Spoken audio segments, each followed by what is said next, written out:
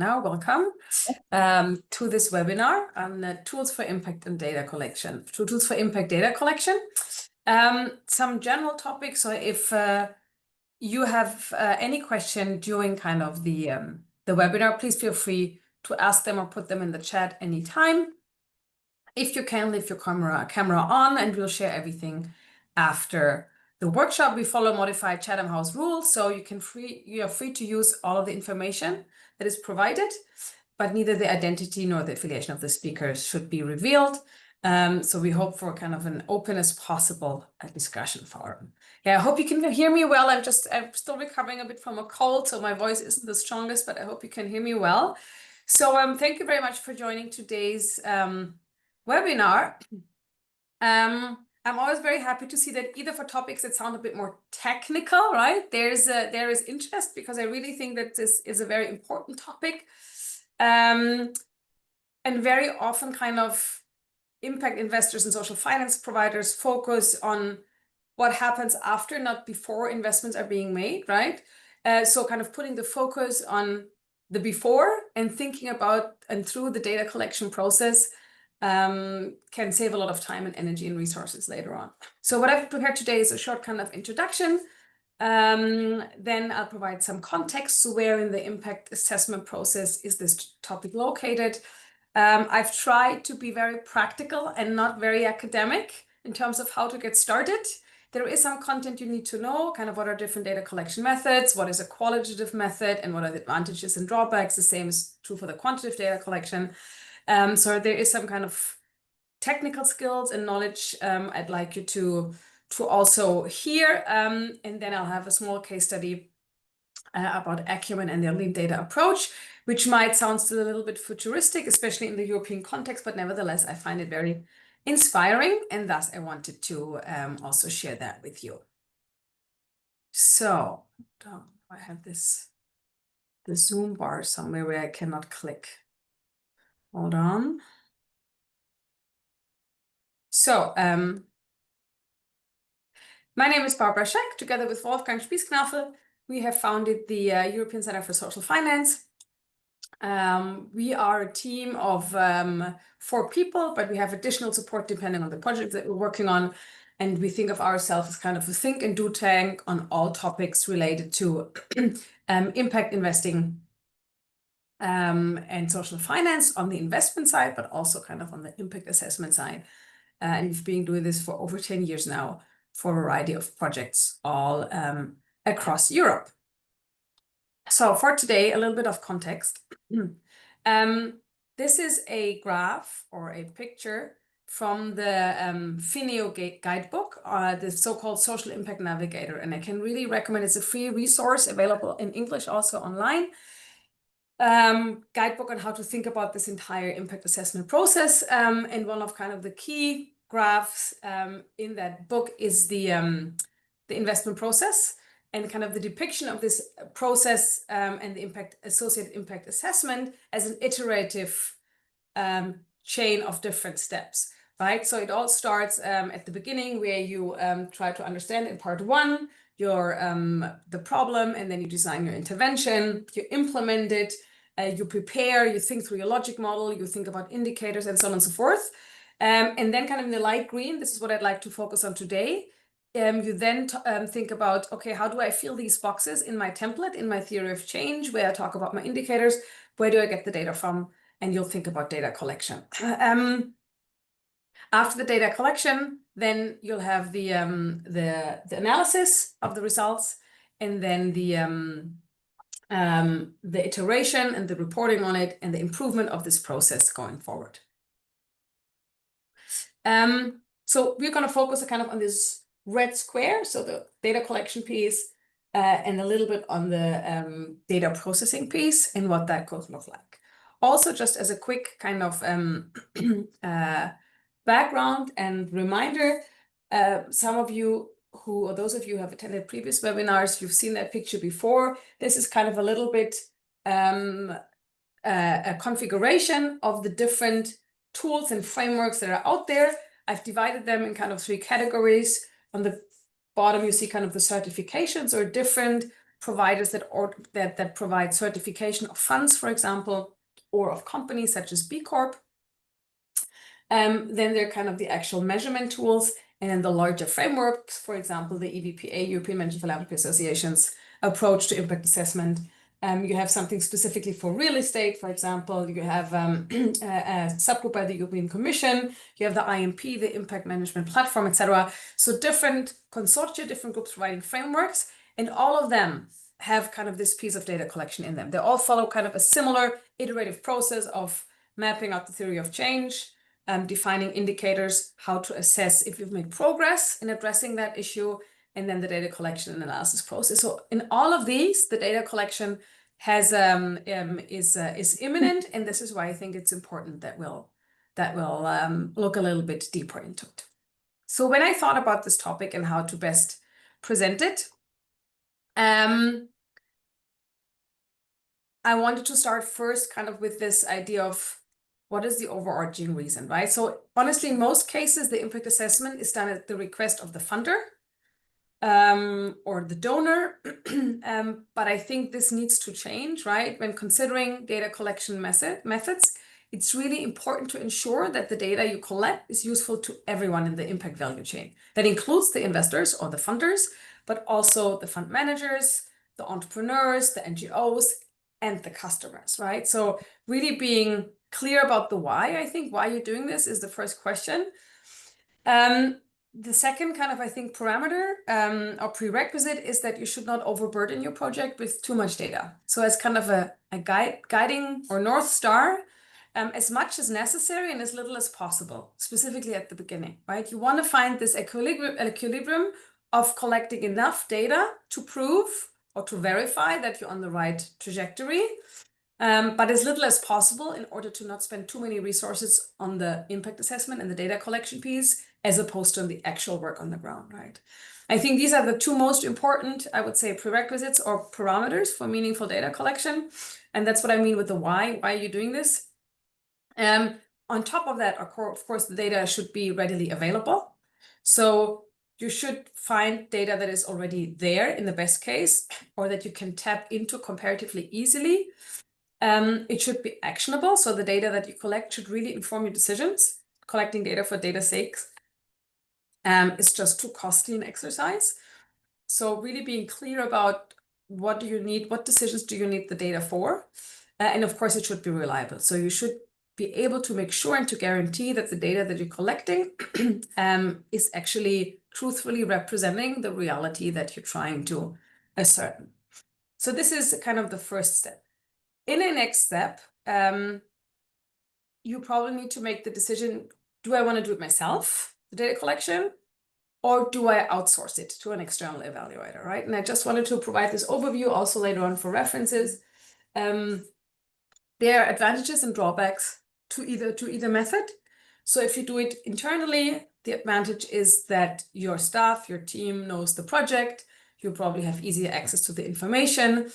You don't need as much training because you already know the people involved, you know the projects involved, the stakeholders involved, and it might be cheaper if your staff can do that during working hours, right? The disadvantage is this kind of closeness to the project could be detrimental if it leads to a lack of neutrality, right? You can be also too close to your stakeholders, specifically when it comes to data collection and kind of assessment.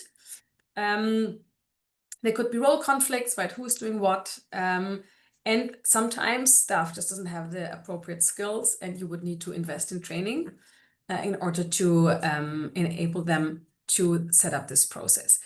On the other side, if you ask or hire external evaluators, they have expert knowledge, they have the methodological knowledge, they know exactly kind of which framework to use and how to approach data collection. They are more neutral because they're an external entity, and they might therefore be accepted to a larger degree by different stakeholders, right? However, they don't know, they're not familiar with the project.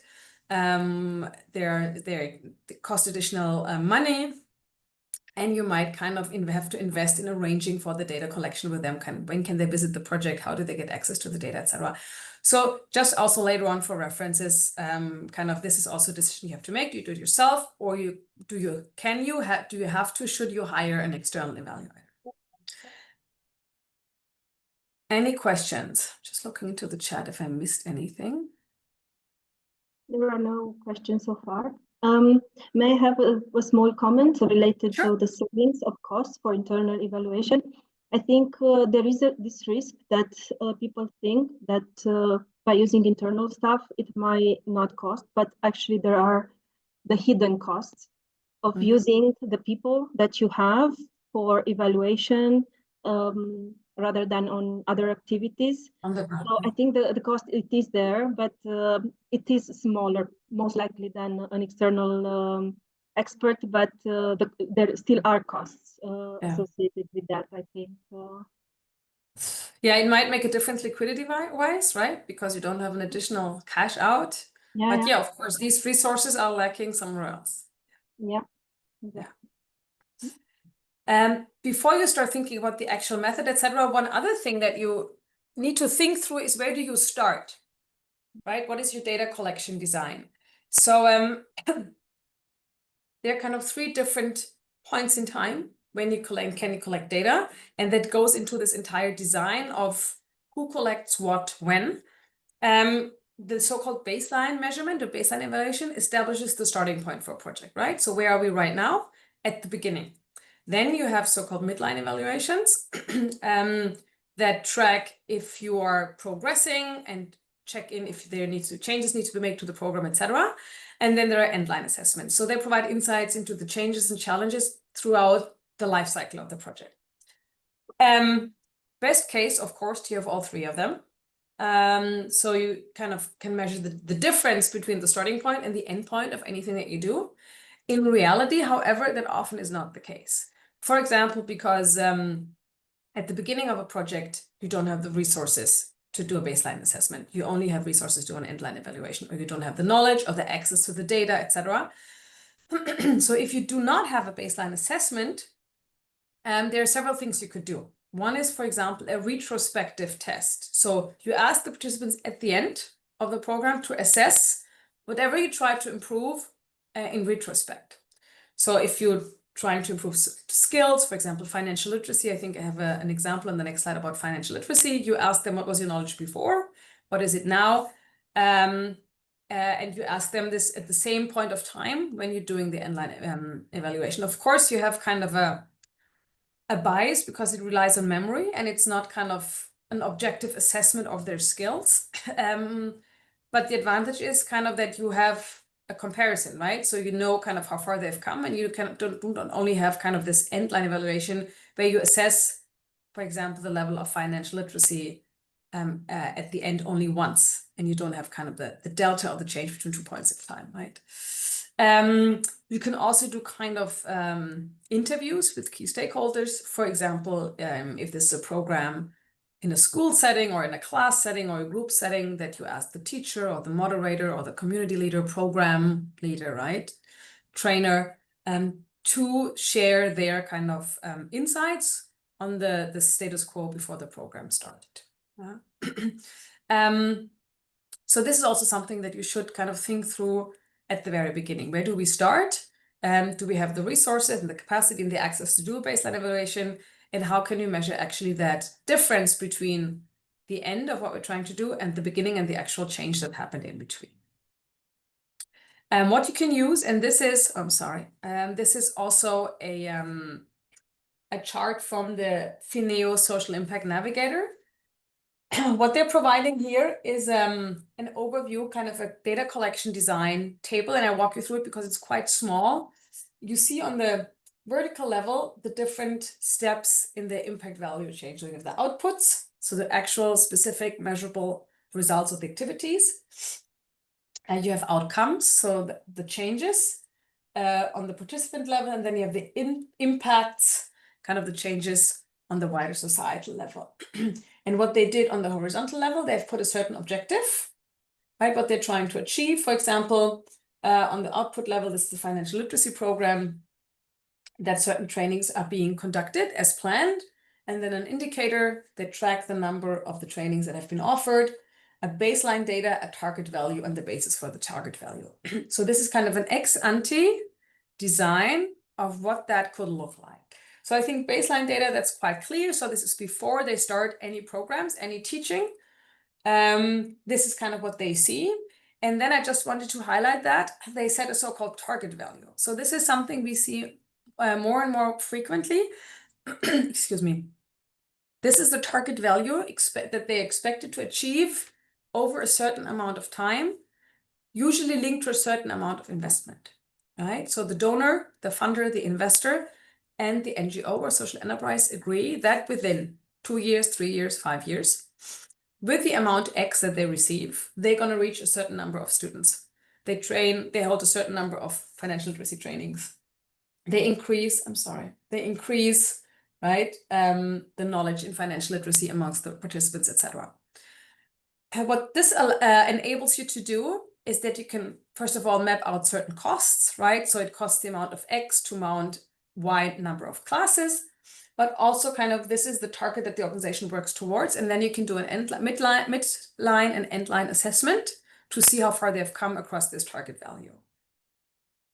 Just as a kind of a side note, this target value is often used nowadays by impact investment funds that aim to establish an impact track record. So in the financial world, what's happening is that funds build a so-called financial track record, so kind of the financial return that they have achieved in the past for marketing purposes and to attract more funding in the future. What is happening not yet right now is funds that have an impact target, how they can kind of demonstrate that they've been doing a good job, right? So building an impact track record. So this is what this target value is often used. And then they compare results against the achievement. So they've set in the target value for a certain amount of investment, and then they can see, have we reached the target value for that money, yes or no? And thus build some kind of track record and performance and reputation when it comes to the impact piece. I just wanted to give you that piece of information so you have the full picture when thinking about the target value at the level of the project, but also on the individual level. It's very, very important that the stakeholders, the end beneficiaries, are included in that process, right? Asking them, when would that be a success for you? When would that have impact for you? And thus kind of define a target value. So this is just one example from the FINEO Social Impact Navigator, what such a kind of data collection plan could look like if you have the chance, the opportunity to really start from zero. So kind of establishing a baseline, then delivering activities, implementing an intervention, and then having kind of an endpoint assessment. If you don't have that, there are methods to get around that. If you only have kind of one point of time at the end, trying to kind of assess ex post the situation at the beginning, that's possible. It's not perfect, but kind of in the data collection universe with the resources that we have, it usually never is perfect. It also never is really perfect in the financial world, but just wanted to show you kind of what the overall picture could look like. So what is your why, right? You do it yourself, do you outsource it? Where do you start? Baseline, before the intervention, midpoint, end line, and what that could look like. So you have kind of your data collection design, your plan. Then what? Johanna, you have a comment, a question? No. Oh, looks like you wanted to say something. And this is kind of where I had to kind of lock the academic in the drawer for a certain amount of time. Because very pragmatically, where I would start is with external data sources. So what I've screenshotted here, this is the youth unemployment ratio in the European Union on the level of certain regions.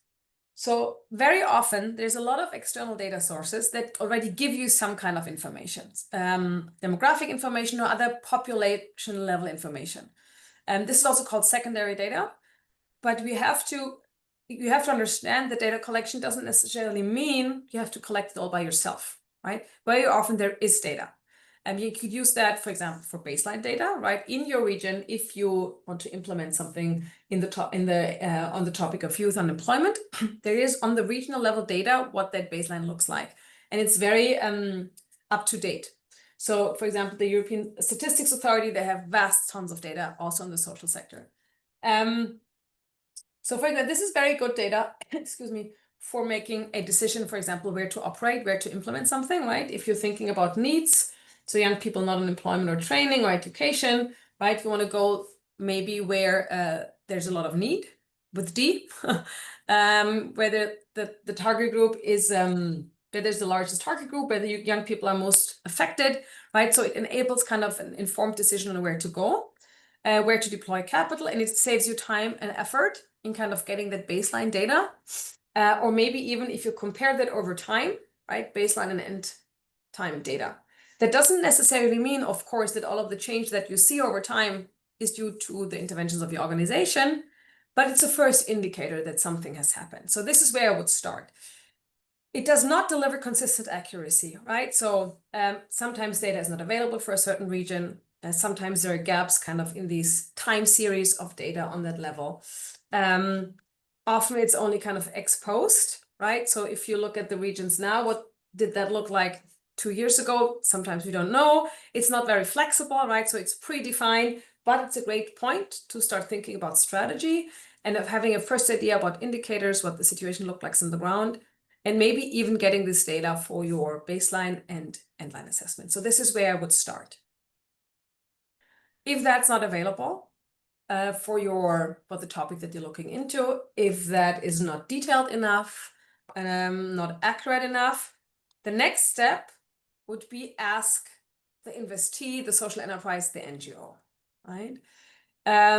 So you go to the organizations that you fund, you select a range of metrics, for example, from the impact reporting investment standard, right? You have a certain catalog of indicators. You agree with them how often they need to report that, and then they provide you with their data. Because maybe they're already collecting that, maybe because they have easy access to the beneficiaries, maybe they do this already for other funders, so you can use the synergies that you have from other efforts that they're doing. Maybe they have well-developed systems already and can kind of feed that into your own impact management framework. However, many smaller entities don't have resources to collect the data. They don't have these systems in place. Sometimes there's just no incentive for them to do so, right? You can't force them to give you the data. If they don't want to do it, if they don't have the resources, they're not going to do it. And very often the data remains on the output level. It's very operational. So how many people they have reached, how many loans they've handed out, which is already kind of an indicator, but doesn't say anything about the change that happened in the life of these people. Yes, Joanna. Now I have a question. Yeah, sure, please. Can be you were mentioning the idea that from an organization which are smaller, it's kind of difficult to access, or they're not used to using this kind of online tools to create this baseline. I'm wondering if, for example, the process that you have at the moment when you set up a new product or when you start a new project, right? Because you do have a process of searching, or when you define your project, why you want to do a particular project, it can be considered this baseline. If you have in mind that you want at the end of the project to evaluate what happened during the process. So I think it can be also a matter of how do you look at this defining or constructive process of creating a service or a project as the baseline you're looking for when you're creating the evaluation process as well.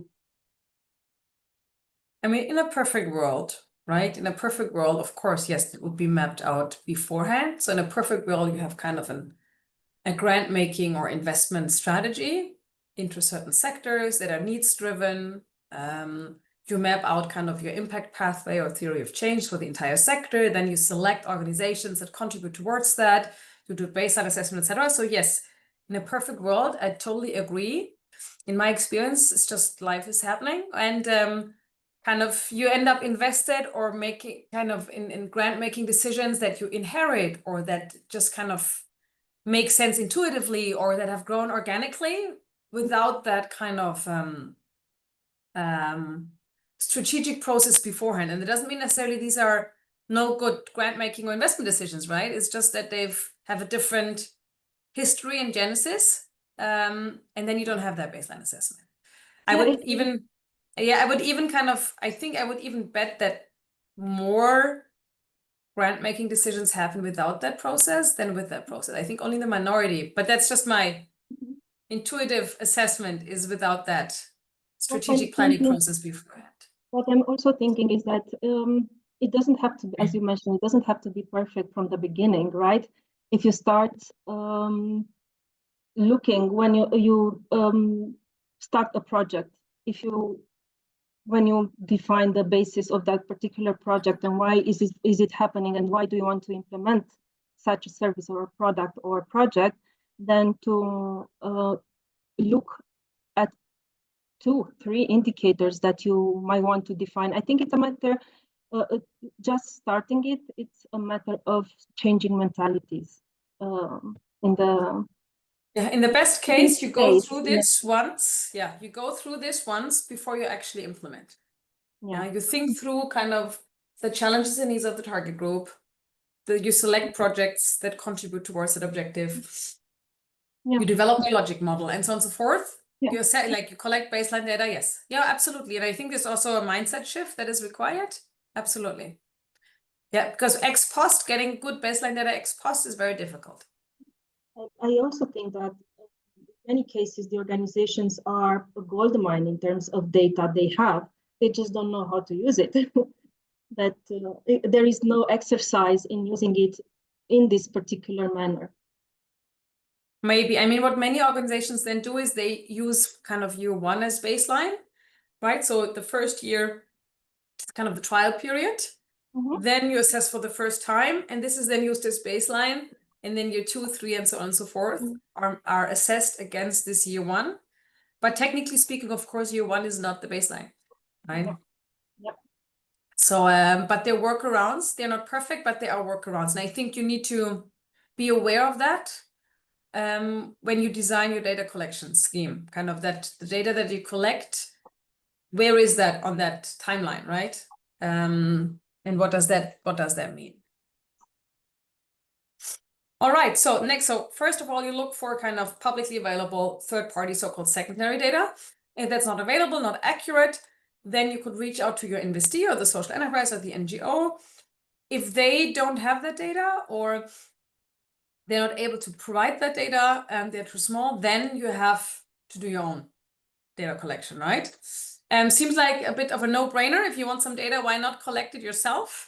After all, no one understands your requirements better than you yourself. However, for most cases, collecting your own data is a quite absurd notion. So you have to collect information in a quantity and quality that requires considerable time, money, manpower, and resources.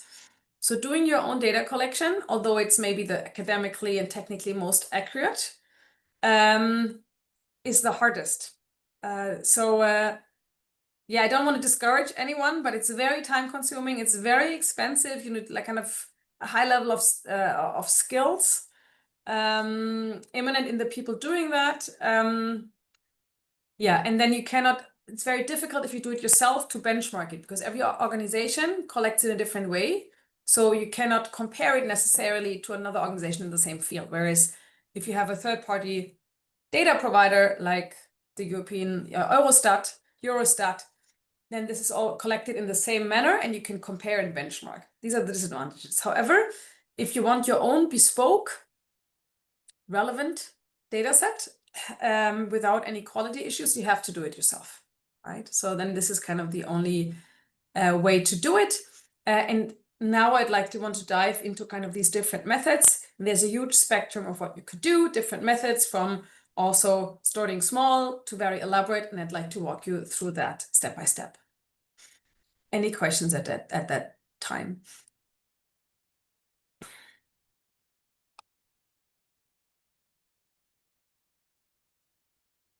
All right. So now it gets a bit more academic. I'm sorry. So if we think about data collection, there are kind of two large subcategories we can think of. The first one is so-called secondary data collection. So using the data somebody else has collected, like Eurostat. And I touched upon that. And I'm not going to talk about it anymore because now we're only focusing on so-called primary data collection. That's the data you collect yourself. There's two kind of within the primary data collection bucket. There are two kind of research designs, two ways, two types of data that you could collect. One is the so-called qualitative data design, and the other one is quantitative data design. So within the quantitative category, there's a variety. There's much more than the two I mentioned here, but these are the most common ones, kind of in the topics that that we're talking about is questionnaires and surveys or experiments. And the qualitative methods are, for example, anecdotal evidence, interviews, focus groups, and case studies.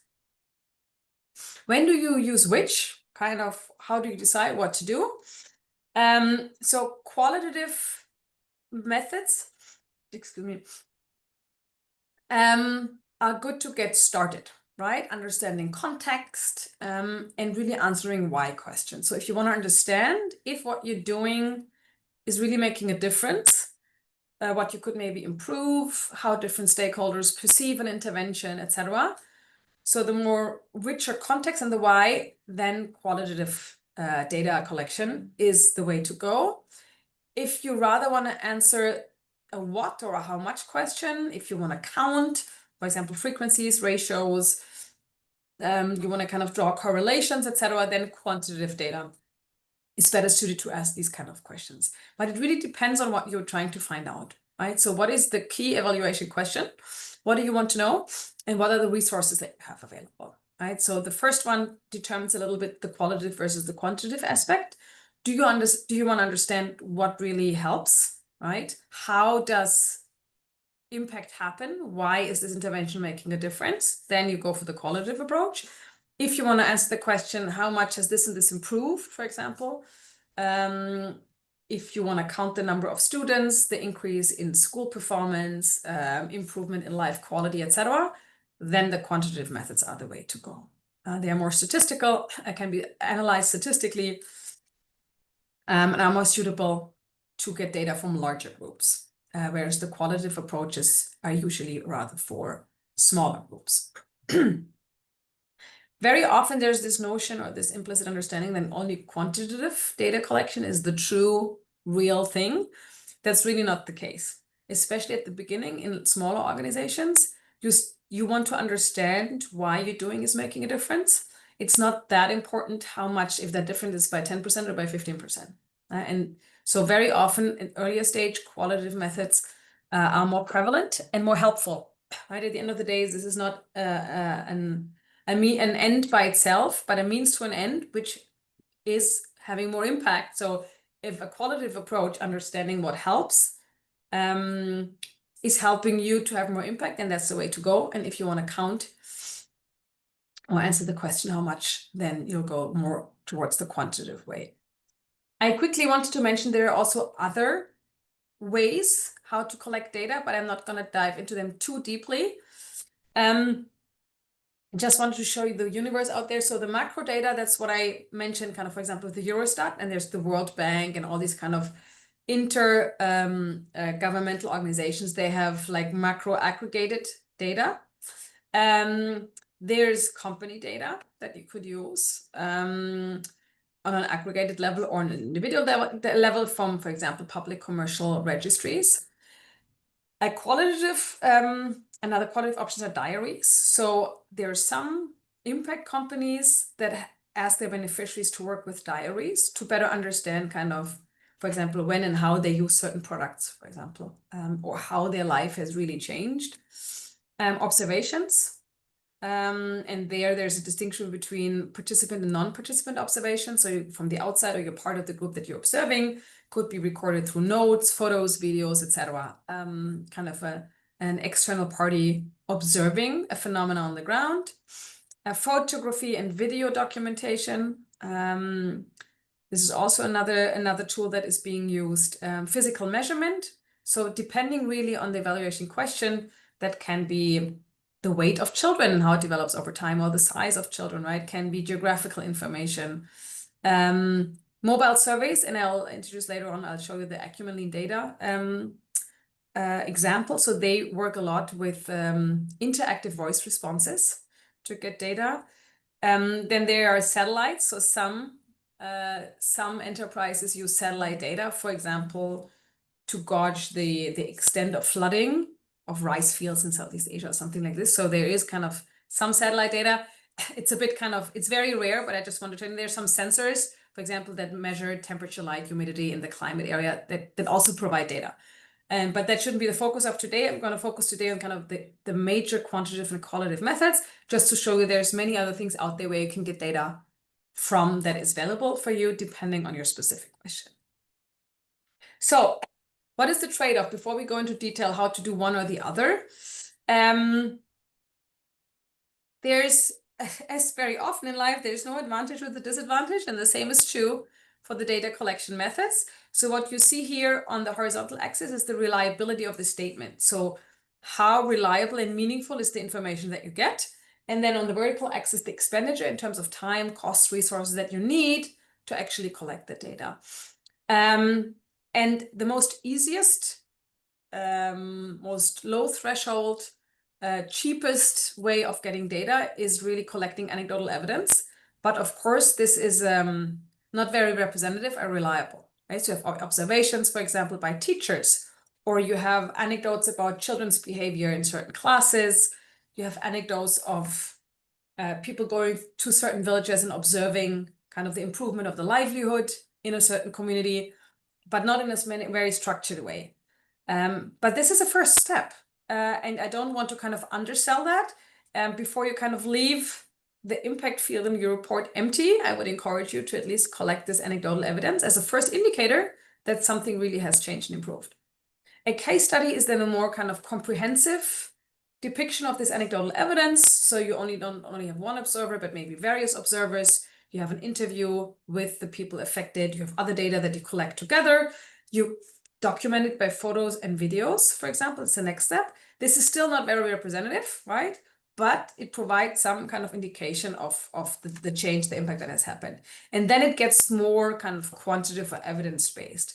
So you can monitor the number of participants and launch interviews and focus groups. You can have like structured observations, standardized surveys, tests, etc. And kind of the gold standard is a longitudinal study with a control group, the so-called randomized control trial. And often people think this is the only thing that's valid. And I wanted to kind of quickly just tell you what that means, a randomized control trial. The idea is, and this comes from medicine, this concept of a randomized, or RCT, comes from medicine. You have a certain group of patients or beneficiaries. And then this is where the randomization piece comes in. You on a random basis attribute them to one of two groups. One is the so-called treatment group that gets the treatment, and one is the control group that does not get the treatment or gets a placebo. And this the idea comes from medicine. So you have these two groups. One gets the intervention, the other not, and then you can compare what's happening.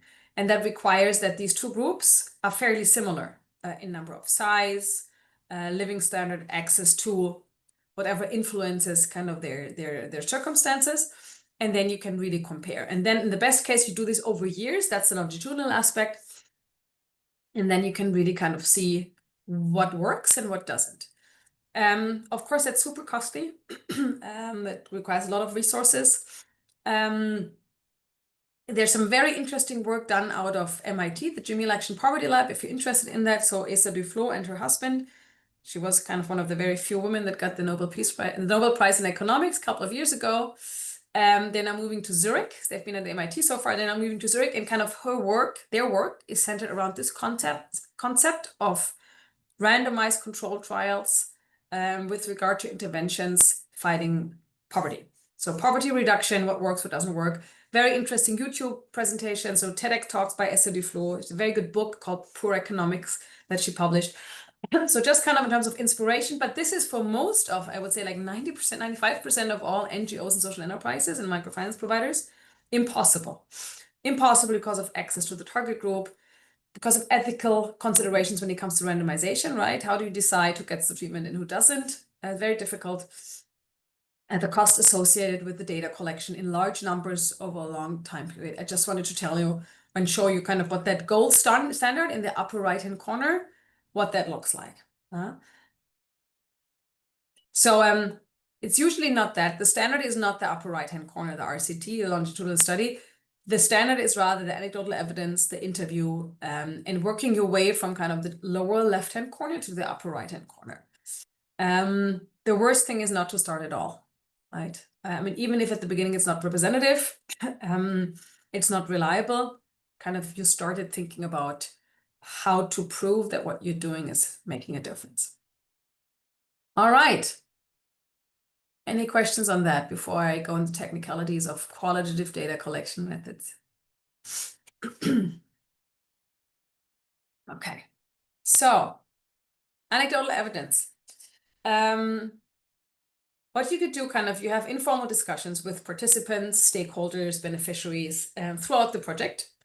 And that's a good way of just obtaining information, checking up kind of how things work, talking informally with them to helping kind of avoid an artificial interview situation, right? In which people might give you socially desirable answers that they think you would like to hear. So these informal discussions with the beneficiaries themselves, but also with indirect target groups, so family members, for example, teachers, community leaders, etc., can provide quite a rich insight into what is happening. So this is the first step, collecting information from informal discussions on the experience with a certain intervention, a program, a training, a loan, whatever. You can ask many different things, not about kind of the intended effects, but also maybe unplanned effects, seeing kind of what happened that you didn't consider in a positive as well as in a negative way.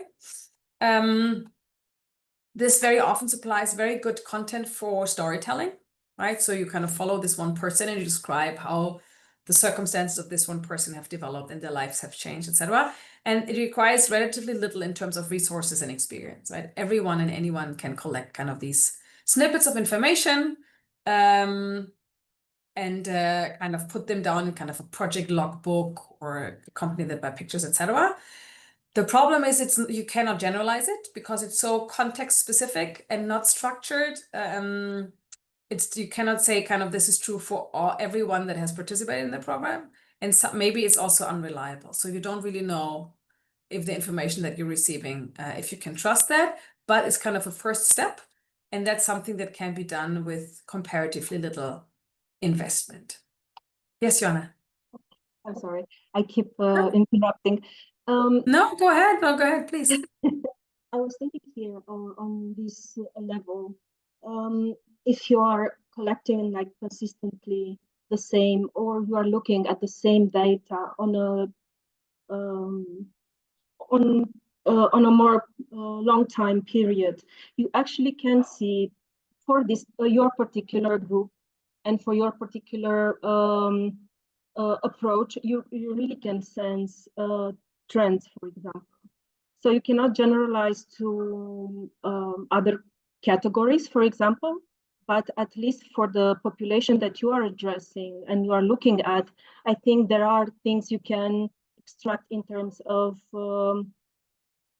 how the change looks like. Absolutely, absolutely. You probably cannot quantify it, right? You can't say kind of it's by 10%, or you can't say this is exclusively because of our activities, etc. But yeah, absolutely. If you collect the same kind of data or anecdotes from the same person or community over time, I'm quite sure you can observe some trends, even if they might not be generalizable. But I think it gives you a good feedback if something is happening or not. Exactly, yeah. And that's something that every organization should be able to do, and that doesn't require a lot of resources. Yeah, absolutely. Thank you. So a case study, that's kind of the next step up if you want to do it more structured, more comprehensively. That can either focus on an individual participant or a very clearly defined group. So you get data directly from the beneficiaries. And you can use a variety of methods. You can observe them. You can do an interview with them, take pictures, right? You collect different pieces of information on purpose more comprehensively than just anecdotal evidence. Kind of a mix of different methods, mostly qualitative methods, to better understand what's happening. So very often a case study is also used to really understand what is happening and answering the why rather than the how much. And it's also difficult to generalize because it's very person and group specific. But if you kind of enrich the anecdotal evidence, enlarge the quantity as well as the methods and the perspectives on a certain phenomenon, it's kind of the next step to have richer information. Then we get to interviewing. And that's not kind of a question, filling out a questionnaire, but really having a conversation with the beneficiaries, a qualitative interview. And I'll walk you through kind of what that looks like. But the advantage is that you can directly reach out to the beneficiaries and stakeholders. It gives you the chance to kind of dig deeper and ask follow-up questions if something comes up that is unexpected, for example, or that's particularly interesting. However, it's very time consuming. So you have to prepare the interview. The interview process itself takes time. The interviewer has to have a certain training because you cannot just come up with a list of questions that you're asking. There's a certain way of how to structure such an interview, how to design the flow of it, what kind of questions to ask. Then you have to analyze all of the data that you collect, and it's not representative, right? But understanding kind of the deeper why is something where individual interviews are kind of the best way to find out as much structured information as possible in kind of this qualitative data collection category. You can do an interview in person or over Zoom, both is possible. How long should the interview be? Really depends on what you're trying to find out. Can range from 30 minutes to 2 hours, right? Type of person, how much time you have available, what kind of interview technique you are using. So there is no, so for interviews, individual interviews, qualitative interviews, there is no strict guideline as to how much or how long it should be. There's also no strict guideline as to how many interviews you should do, right? Do you have to interview everyone in a class or just a handful? When do you stop? So in the literature, there's no consensus with regard to how many interviews you should do. Usually it's less cases than you would have for a quantitative survey that you would send to everyone, for example, of a cohort, of a class. There's a concept called the theoretical saturation. So this idea is you start with grounded theory. That's kind of the philosophical concept. You start with interviewing a person, and then you interview the next person, which is in the best case as different as possible within that group, right? So if you think about a school class, you start with a young girl that is has the best grades in the class, and then your second interview would be a boy from a completely different background, different hobbies, different skill set, who does not have good grades. So you try to sample in a very heterogeneous way. And at one point, there's no new information. So you select then the next interviewee, then the next candidate, and so on and so forth. At some point, there's no new information that you get. And this is called the theoretical saturation. And then you stop.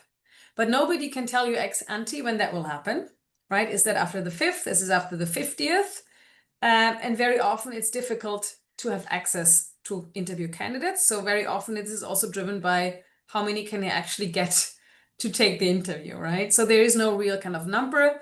And you should sample either kind of very heterogeneously or very homogeneously, kind of first all of the girls, then all of the boys, for example, they have the same background, but there's no fixed number. So don't obsess about the fixed number, but just think about kind of what would make sense. And it is true that in some cases, if you have access to everyone, at some point, there's not a lot of new information that is uncovered, and then you stop, right? So if you want to ask kind of the why and what is happening, and you want to understand how change is happening, what's happening in the lives of these people that you're doing this for, then qualitative interviews could be the way to go. What do you do? Kind of 3 stages. The first one is you prepare for the interview. You have defined your objectives, right? Kind of what do you want to know? You arrange the order of the interviews. You have a so-called interview guideline that you kind of should discuss. You confirm time and meeting place, and then you actually conduct the interview.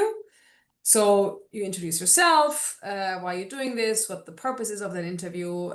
Usually it's kind of a confidential discussion. Very often, these interviews are recorded because then you concentrate more on the discussion. And then you're also more free kind of to dig deeper or respond to certain developments within the discussion that are interesting. Yeah, and then you close. If nothing else, kind of all the questions are being asked, usually end with kind of, is there anything else I should have asked? An open question, anything else that comes up. You kind of look for the clues that come after you've officially finished. So very often you finish the official interview, you say goodbye, you walk to the door, you wrap it up on Zoom, and then something interesting comes up that is also valid for your evaluation. Yeah, and then you analyze it. So then I come later to that. There's certain techniques what to do. There's standardized methods on how to kind of find out different patterns, etc. if you want to go there. But this is usually kind of the 3 steps of an interview and can range from 20 minutes to 2 hours, I would say. Okay, then next step is kind of the focus groups. Focus groups are basically like qualitative interviews with a number of people. So it's the same idea. You try to uncover the why and the reasons and the context, but you have several interviewees present at the same time. The additional advantage to the qualitative interviews is that from the discussion among the participants, also something very interesting things come up because they hear what others say, right? They discuss amongst each other. But also there you have a questionnaire, you need a certain training for the moderator, and usually you cannot quantify the results, right? It's qualitative information that you get. As opposed to the individual interview in a focus group, some participants may be hesitant to be completely open. So that could be a drawback if you think about being efficient and having various people present in the focus group, as opposed to having individual interviews. Key characteristics of a so-called focus group: 4 to 10 people in a room, open-ended questions, same with the interview.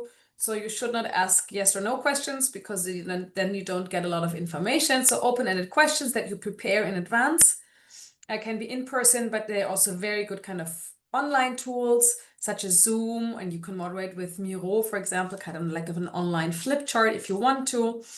And usually these sessions get recorded or transcribed so that you as the moderator can focus completely on the discussion. So focus groups need a little bit interviews also, but focus groups, I think even more so a little of practice and exercise because you have to moderate that discussion, right? So you need to make sure that within that group, no one is hijacking the discussion, right? Sometimes you have kind of self-appointed experts, so you need to step in and give everyone the chance to contribute.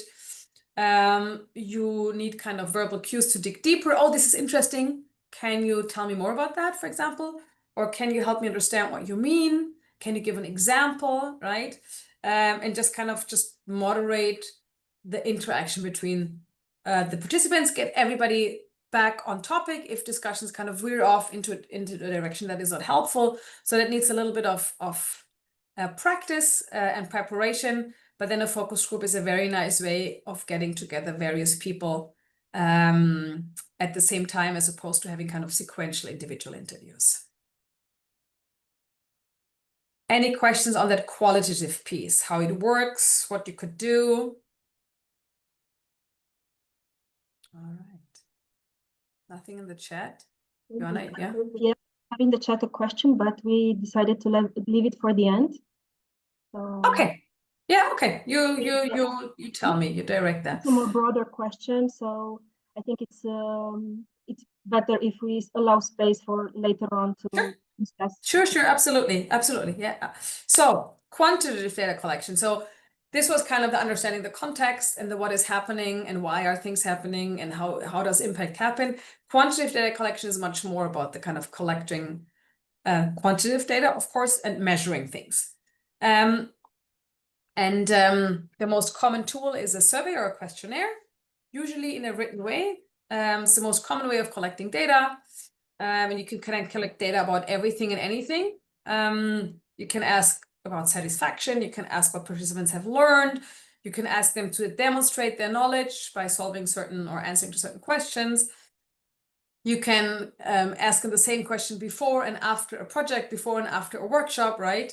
You can have them complete the questionnaires on site, online, various ways how you administer the survey. So this is the most common tool, and there's a variety of ways how to implement it. What are the advantages of a survey? Well, you can send it to a large number of participants in a comparatively short amount of time that you can interview them, question them. You can easily aggregate and summarize the data. It's usually quantitative. Everybody's being asked the same question. Very often you have kind of predefined answering categories from 1 to 5, or from very satisfied to not satisfied at all, like very much, not like at all. So usually it's standardized answering categories, which makes it easy to summarize and aggregate. Respondents remain anonymous usually. So they might be more open to sharing their true kind of impressions and motivations as opposed to an in-person interview. However, producing a meaningful questionnaire can be time-consuming, and you need a certain knowledge how to do that. The more consideration that goes into designing a questionnaire, usually the better the outcome and the data that you actually collect. You also have the issue of a low return rate. So how do you get people to respond to the survey, right?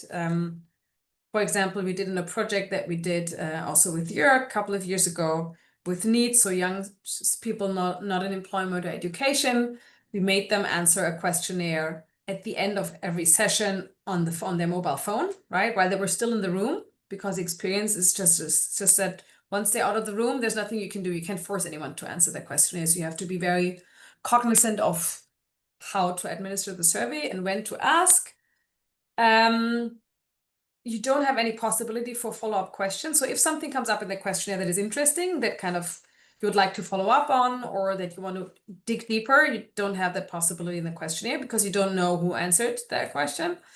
And you can only provide a limited amount of response possibilities. So you might not capture elements of the phenomenon that you could answer with an interview. So these are kind of the disadvantages of that. So it's really rather more about kind of the measuring and the counting than the understanding what is happening.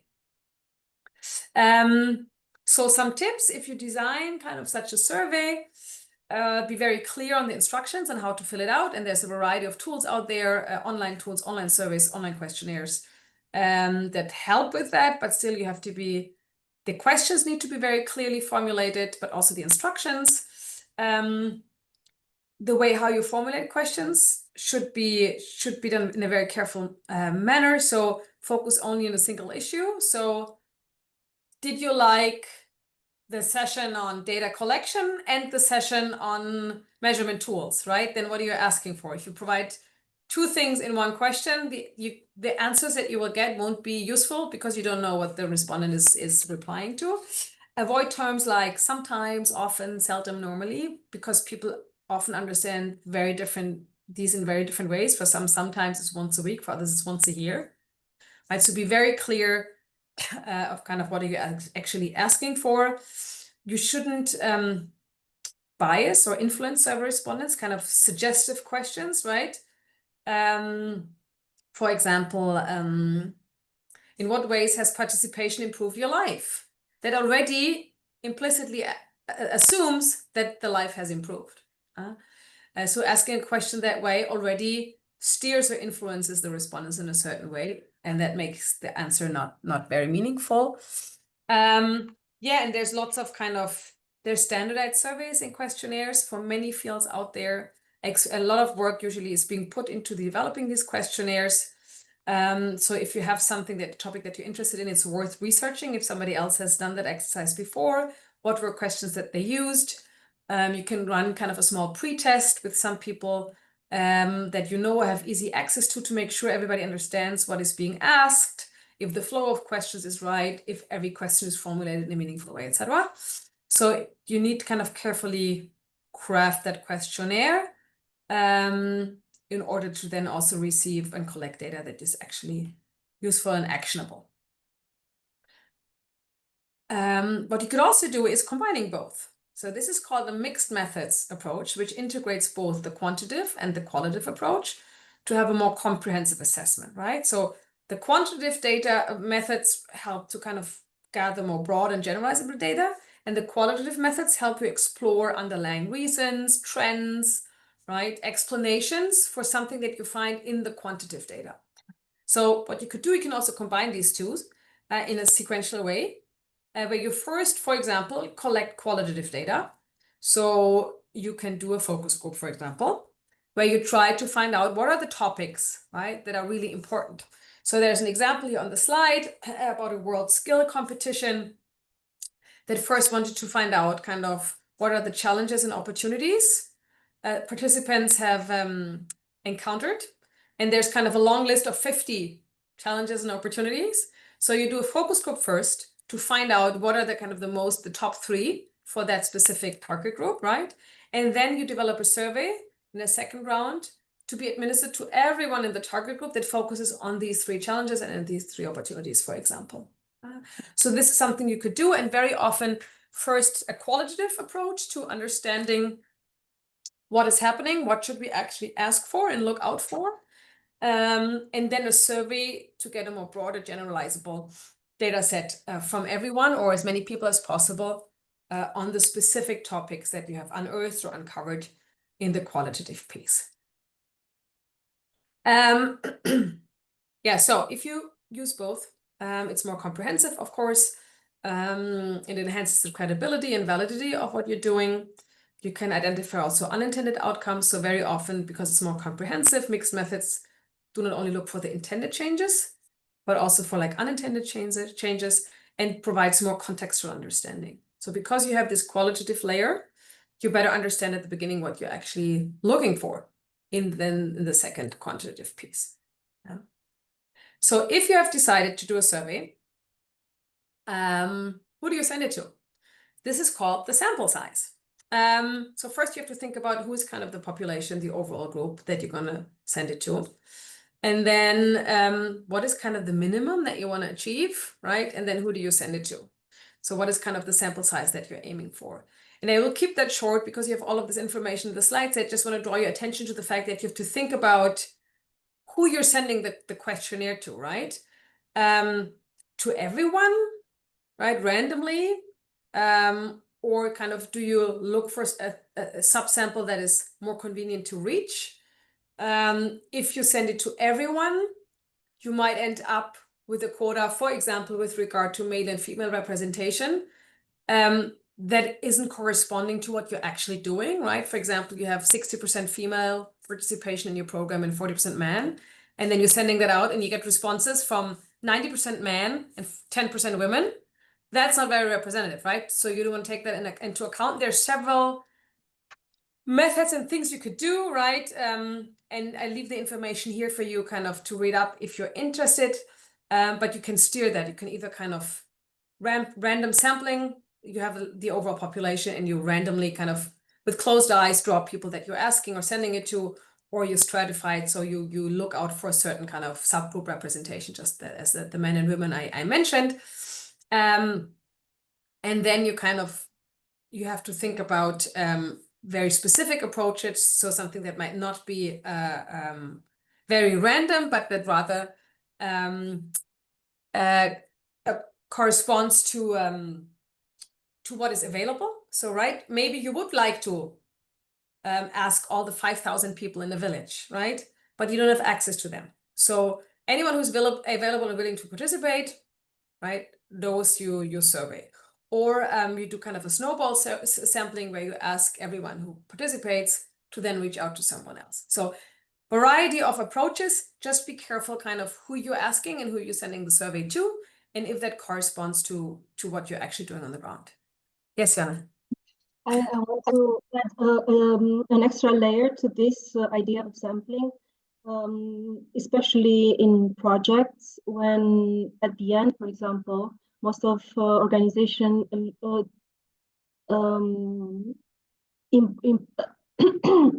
send surveys to the people that stayed in the project. I think it's worth the effort to find the people that chose to leave, because that way you can also see the things that didn't work so well, and you can find why. Or if it's not a questionnaire, maybe a discussion with the people that choose not to stay, because that's also adding valuable information to how do you want to go further on. Exactly. Yes, thank you. It's a very valuable comment. Yeah. So the sampling is not trivial, because of course you're happy for everyone that responds. On the other side, you only might have those respond that actually liked it. And then what's the value of only asking those that liked it? In the first place, you'll probably would learn much more from those that didn't like it, and it's not representative, and so on and so forth, right? So yeah, so the sampling, I mean, once you get to that stage, having a look at the slides and thinking about sampling is worthwhile. And even if you don't have the chance to like sample it randomly and have everyone, those that dropped out, those that stayed, all kinds of subgroups representative, knowing how to argue, right? And saying, okay, this is how we sampled, and these are the underlying reasons. And we know that there's a bias of those that maybe liked it or those that did not drop out. But just kind of having that awareness, because you also don't want to misrepresent your efforts towards your funder, the large audience, I think is important to be aware of. Absolutely. Yeah, response rate, just kind of to also give you that piece of information. You have to, if you do a quantitative inquiry, so you send out a survey, for example, you need to be able to say, well, that's 2%, 5%, 50% of everyone that we could potentially survey, right? Of course, the more is always better.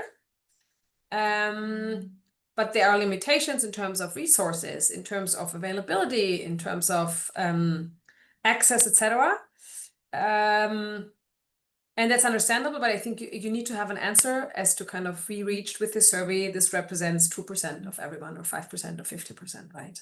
Of everyone that could potentially have participated. That's important. Okay. So I still have like a lot of content, so I'll move forward to trying to be done in 15 minutes. So just very general, data quality, garbage in, garbage out, right? If your questions aren't formulated in the right way, if you're not asking for the right thing in the right way, you won't get valid data. So having kind of precise questions and being very conscious in how you formulate these questions, independent of the qualitative or the quantitative approach, is really, really important. If there are gray areas, room for interpretation or doubt to what exactly you want and asking for, it's kind of a hit or miss, right? Might be that you get interesting and good and valid and reliable, but maybe not. And then kind of it's just too costly and too resource intensive to miss that. So best case, kind of you have precise questions, you have a very clear idea of what you're asking for, you have an excellent communication with your data provider. If you don't collect it yourself, you have somebody else, external evaluator, for example, to give you the data, or data company, supervise that process, be very involved, be very clear, to improve the data quality as much as possible. And then still you can have some bias, right? No matter how good your sampling approach is, no matter how representative, how big your response rate, you should always check for bias. So the aim should always be to have a representative sample. So yeah, as I said, if you have kind of, you know that half of the users of your intervention or recipients are men and half are women, then you also want to have that represented in your sample, so in your questionnaire. But there might be all kinds of biases involved by the way how you collect data, or by the people that respond, and you should always check for being as accurate as possible. Yeah, and then lastly, just kind of, it's like the small print in a contract, but ethical considerations, right? You should not force anyone to participate. There should be kind of informed consent that they contribute to kind of this endeavor. Do no harm sounds a bit harsh, but depending on what the subject is, can be quite sensitive. If the interviewee is not trained, can trigger certain reactions. You don't want people to kind of be stigmatized or stand out in their communities, really depending on the topic, but that should be kind of absolutely no-go. You should protect the identity. If you do interviews, you should anonymize the data, usually when reporting that. You should be, as the data collector, be very neutral, even if you have an opinion, right? You need to stay neutral, because otherwise you're influencing the way and the data that you get. Yeah, and the principle of minimalism, so as little as possible. Collect as little data as possible for the purpose that you need. That should be kind of the guiding maxim. So in this FINEO guidebook, there's also a data collection plan, right? So just kind of as some inspiration, that you have a question, the indicator that you want answered by that question, right? So if you ask, for example, for an improved level of financial literacy, how do you ask for that? If that's your indicator, what's the question? How are you going to frame or capture that indicator? Where do you get the data from? What's your data source? Is that data readily available? So is there an aggregated data repository, a study by someone else, Eurostat data, World Bank data, etc., where you can get the data from? If not, how are you going to collect it yourself? When and how often will you collect it, right? Is that right after the class, 3 months after the class? Or 1 year down the road, what they remember. What do you remember 1 year after the seminar, right? So do we ask you right now? And 3 months and in 1 year from now? And then do we compare? Is the most important indicator that you still remember all the technicalities that I told you today 1 year from now, right? So when and how often do you collect the data? That's important. Who collects it? And is that really feasible, right? You could use that just as an inspiration to map out your own data collection. And really think through from kind of indicator to actually kind of where to get the data from. And this is just an example from this financial literacy project, right, where they kind of have the question, the indicator that feeds into where does the data come from. So might be very different data sources. So depending on the indicator, one data point might come from an external data provider, Eurostat. One data point might come from the company or recipient of your grant or investment. One might come from the participant. One data point might come from the trainer or the teacher, right? So not everything is collected in one go from just one person. And then kind of who collects it, what you're going to do, where you're going to get the data from, etc. So this is just one example as an illustration. Any question on that content, kind of how to get started, different types of data collection tools, what to consider?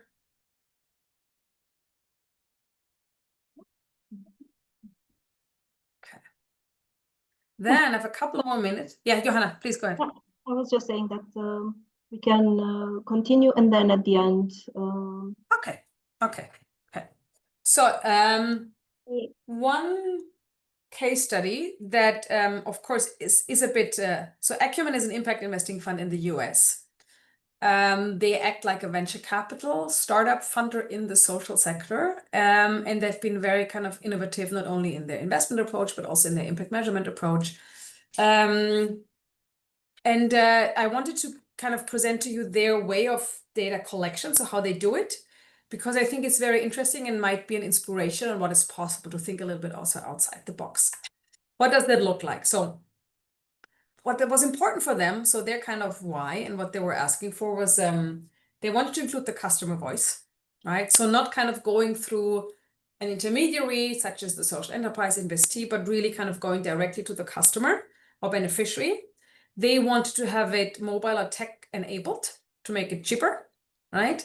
And also develop standardized surveys with tested questions that then could be rolled out across the entire portfolio worldwide.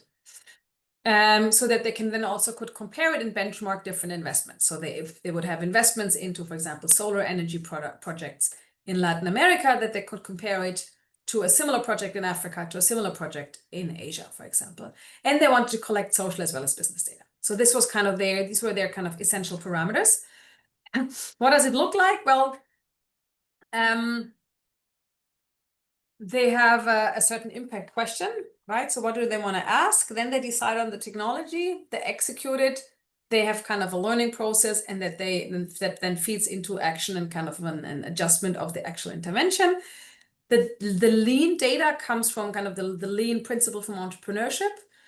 So kind of trying to implement quickly and then iterate as often as necessary based on the data that they get. So in entrepreneurship, kind of the lean startup method heavily relies on implementing, learning, adjusting, implementing, learning, adjusting, and having kind of an ongoing feedback loop.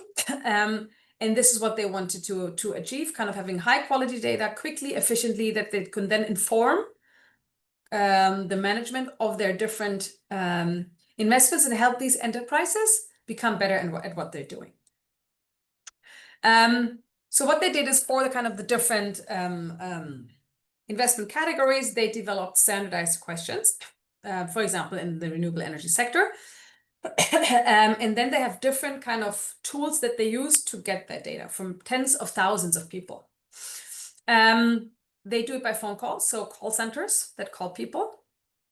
They do it by text message, by interactive voice responses, and in person. And I want to quickly walk you through what kind of that means and what are the disadvantages and advantages. So phone calls, they found out is very, very good in communities where the literacy context is very low. So where people maybe cannot read, so they could not read and respond to a text message, right? It allows for, because it's like an interview, right? Allows for more complicated questions where you need maybe more explanation or probing, or you want to dive deeper. And kind of when you need a high confidence in the quality of the data to really make sure that what you're asking for is also what people are responding to, then they use phone calls, right? But you still need phone numbers, right? So you need people to have a phone and to know kind of that you reach the right people under this phone number. And it's comparatively 3 to 5 times more expensive than other methods. So they approximate $2 to $6 per person for such a phone call. Evaluation times like tens of thousands of people, that's quite a lot of money, but it's good kind of for customer support, for building relationship and really probing deeper. Then they have text message surveys questions. So text messages with one question that they quickly send out and get feedback on. So usually the advantage is that the recipients, the customers, the stakeholders can answer whenever they want, right? So they don't have to answer the phone and talk on the phone right now, but they can answer to the text message whenever they have the time to do so. What they often do is they incentivize the participation with airtime bonus. So if you answer to all of our questions, we'll give you X, right? And credit to your prepaid mobile account. Because it's kind of anonymous by text message, you don't talk to anyone face by face. Usually they get the more honest responses to more sensitive questions. And they can more easily compare it as it's shorter and a standardized questions, but you need high mobile penetration and a decent literacy rate for people to being able to respond to that. And they say it's about 50 cents per person, right? Per day, per survey. But they use this for kind of short and regular information gathering. Like there's always the same 3 questions every month, for example, right? To the same population. And then you kind of build a track record over time. This is when text messages are quite promising. Interactive voice responses are kind of automated surveys.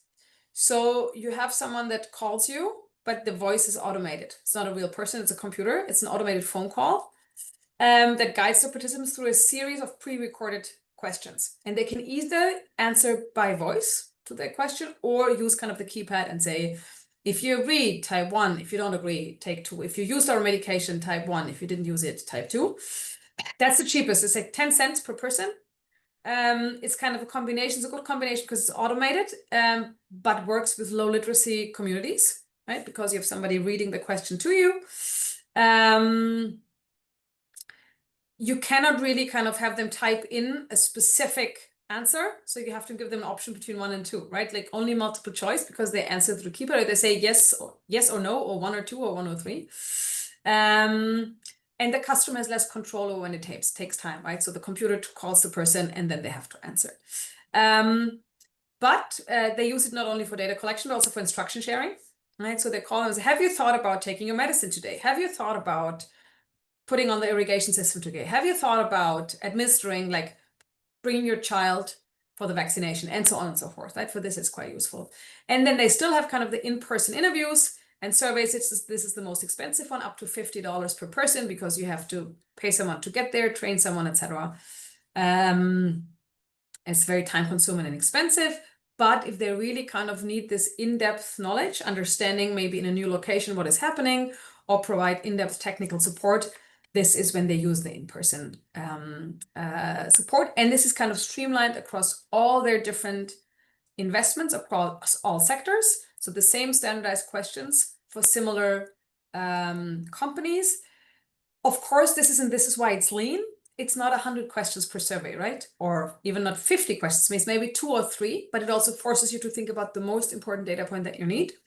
And they rather kind of want to learn quickly, learn quickly and move on and feed that information back to their organization to improve what they're doing, than to having like 50 questions extensively, like having a year to analyze the data and then maybe react to it.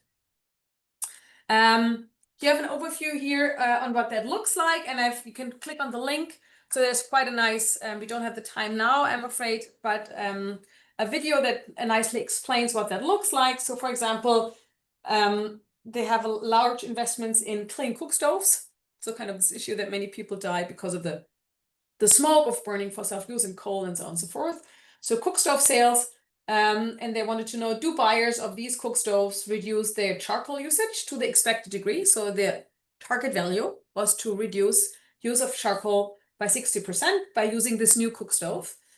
And they sent a text message and had call centers trying to understand if they if they substituted charcoal by this new device. And then as a follow-up action to understand which distribution channels work better, right? Kind of a mouth-to-mouth, door-to-door sales through shops linked to microfinance schemes to purchase these cook stoves and so on and so forth, and have kind of rapid iteration of that. And they used a variety of methods. And if you're interested, kind of they have this in various sectors. You can have a look at that and these examples and watch that video. Oh, I have 1 more minute. Okay, very quickly, tools and platforms. So there's a lot out there for gathering and storing data from various sources. There are kind of survey tools like SurveyMonkey, Qualtrics, Typeform, and often you get kind of a free, or that's not very expensive to distribute online surveys.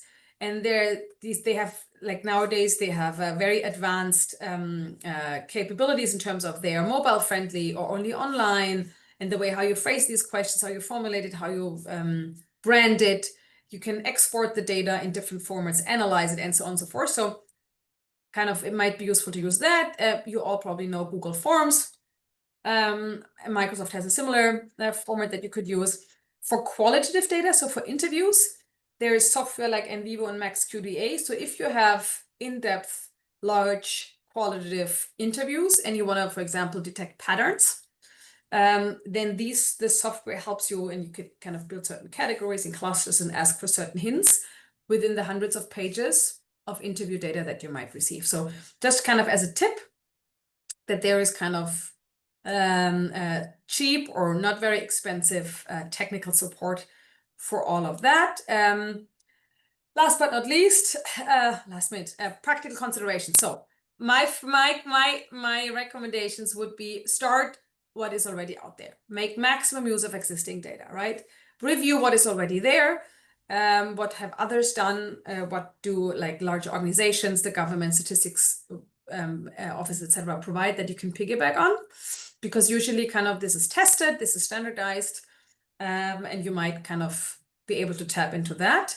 Second, consider what you're gonna want to like look at, right? The individual, the household, the community, the village, the school, the enterprise, kind of, and then choose one. Don't start with everything. As little as possible at the beginning. Think about the timing. Use an inclusive participatory approach. So ask the people you're doing that for, and they would consider that a success. Include them kind of, and the service provider, the social enterprise, etc., in the process. Define your sampling and then just give it a try. Okay. This was my input. Thank you very much for bearing with me. Hold on, how do I make this bigger now? Okay, I'll unshare. Thank you. We have a few questions. Hold on. Okay. Okay. I've unshared right now. Stop sharing. Here it is. Okay. Okay. So we have a first question from Manoj. As I understand, Manoj, we're from outside EU, and this question is,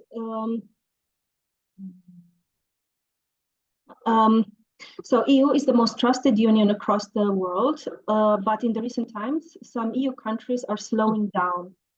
How can they overcome and do better with the entrepreneurial development perspective? Manoj, if you can detail. Yes, thank you. Thank you, Manoj. Good question. Great. Big question. Very big question. Yes, I absolutely agree. The development in Europe, like recently, hasn't been very promising on many different levels, right? If we think of the rise of populism, kind of the loss of trust in institutions and in democracy, we look at the economical development, right? And so on and so forth. And I agree with you that kind of an entrepreneurial perspective could help maybe in changing that. How that can be done? Well, I think it's a multitude, and I can speak mostly about Germany because I'm from Germany. There's a variety of things. I think, first of all, we need more, I'm an educator, we need more entrepreneurship education, right? Entrepreneurship is a skill. We now know you're not born, like nurture versus nature, you're not born to be an entrepreneur, you can learn it, right? How can we get these skills out there? Then, of course, there's kind of the bureaucracy aspect. How can we reduce bureaucracy and red tape? How can we provide more seed funding at the beginning? I think the most difficult thing will be the cultural aspect, right? Our attitude towards risk is very different from the American attitude towards risk. In the US, you become rich or you die trying. And if you have not at least failed one company, you're not even taken seriously by investors. The Germans are very risk averse. There are other European countries who have a different or more have a better attitude towards risk or different attitude towards risk. The Germans are very risk averse. We're very good at kind of making good things a little bit better, but we're not very good at disruptive innovation. And I think that's the most difficult aspect to target. So I think you can work on the education piece, you can work on the funding piece, you can work on the bureaucracy piece. I think with the internal market, we have one of the largest single markets in the world. Yes, we have different languages and there's still not everything is unified. But in theory, we have a single market, which is even larger kind of than the US. But how do you influence culture and mindset? That's a multi-billion-dollar question. So I'm afraid I don't have like an answer, but I think this is what I would be, whatever I would see the largest need for change. Thank you, ma'am. Thank you for your answer. Thank you. What else do we have? Yeah, Jörg asked about the usefulness of secondary data. So Jörg, it depends. It depends on what you're trying to find out, right? What are you trying to find out? Where do you start? And is there data available? And what kind of data is available? But having said, kind of mentioned all of these limitations, I think there's much more secondary data out there than we think. And we don't have to reinvent the wheel for everything. Will it be in a first iteration kind of 100% what you need for your specific project or intervention? Probably not. But the opportunity cost is developing your own data collection scheme. And will that be that much better? It will definitely be more costly, and it might not necessarily be better. So it really depends. You cannot say secondary data is useful or very useful or not very useful. It depends on what you need, what your topic is, what is available. But my assumption, my hypothesis, and you know that, Jörg, that I think we know exactly for every kind of SDG, for example, what are the 100 interventions that have impact and that are scientifically evaluated. So this data is out there and we know it. We just don't tap into it yet. So that would be my first step. Yeah. Thank you for saying that, Barbara. My voice is a little bit worse than yours today. So I try to be I've been there quiet. last week, so I sympathize. Yeah, thought so. Now, I think especially if you start or if you're on a medium level, not tapping into research, or investigate what pathways, impact pathways have been proven successful. Also understand the different position, like to tap into your example around financial literacy. So if you look for evidence, does it work, does it not work? You have a mixed bag, because obviously people have a very different understanding of what financial literacy entails. But understanding that, I think, would add value to impact assessments.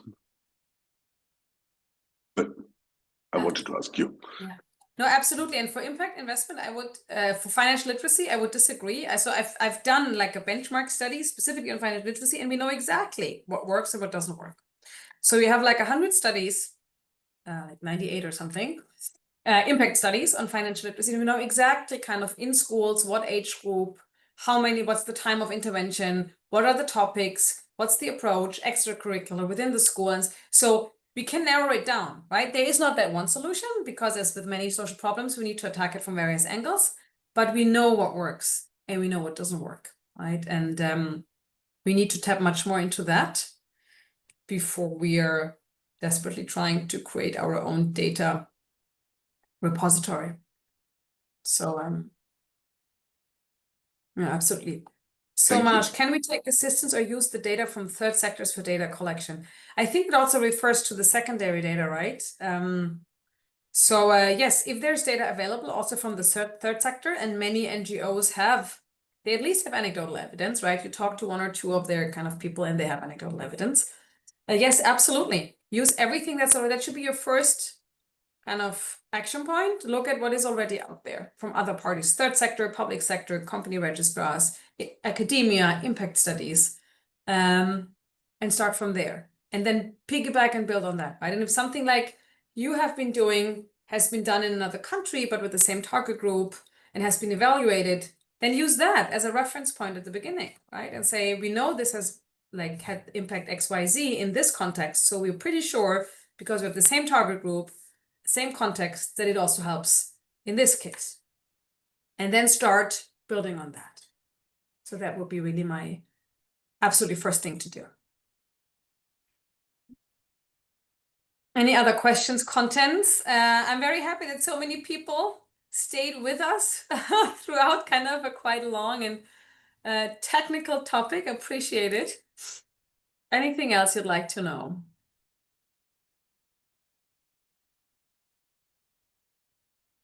Manoj, do you have a question? Yeah, actually, I asked you previously about the third sector. Recently, I applied for one kind of research paper, that is International Society for Third Sector, which is going to happen in 2026 in Portugal. So actually, I'm writing a paper related to that. So that's why I attended this session. And ma'am is Barbara ma'am given very good insights for this. And my question is like the timeline, how for data collection and reporting, how the timeline affect a common researcher. So my question is like that. So timeline, the effect of timeline on research. Like we are fixing some time for research, right? You mean kind of the how long you need for the research, or the timeline of the intervention? How long you need for research? Yes. Well, as Joanna said at the beginning, right? Best case, in a perfect world, you would have outlined your impact logic at the beginning. You have a baseline assessment, then you start implementing, and then you have some kind of endpoint assessment. In reality, that often doesn't happen, right? Because you also can't tell the company, well, don't start helping these children until we've done our baseline assessment. So yeah, in a perfect world, you're prepared, you do this. But in reality, you have to work with what you, with the reality that you're facing. So very often research needs more time to develop the questionnaires, to test them, to roll them out. And then maybe in the first iteration, you don't get it right, people don't respond. You find out that a question was totally misleading or misunderstood, so you have to do it again. So yeah, of course. If you kind of do this if you want to do it academically perfect, it needs more time. But this is then a strategic question, right? Do you start with anecdotal evidence and something that is useful right now, which is quick to gather and to implement? Or do you do something more long-term, more comprehensive, that is also then more expensive and you get the data later? I think that's the trade-off between the resources and the time, the expenditure, and the reliability of the statement. And where do you, and kind of in this axis, in this 2x2, where do you want to start? So actually, my research is related to the comparison between, in India, it's a complex economy. So we have a rural entrepreneurs are there, more rural entrepreneurs, they are facing different problems. I'm addressing that, but the same kind, the global south, the whatever the countries which now they are getting access for the funding and all. So I'm just writing a similar study related comparing Indian economy with the third world like Brazil or some of the South African nations like that. So that's why my research is like taking 2 years as of now. So I'm still continuing my research. That's the major problem, ma'am. Yeah, yeah, and very often kind of the aspirations or kind of the theoretical aspiration of academia is just not how things work on the ground. Okay. Right. Even if you would wish for that, and we need kind of a practical solution for organizations on the ground. Thank you, ma'am. Thank you so much. You're very welcome.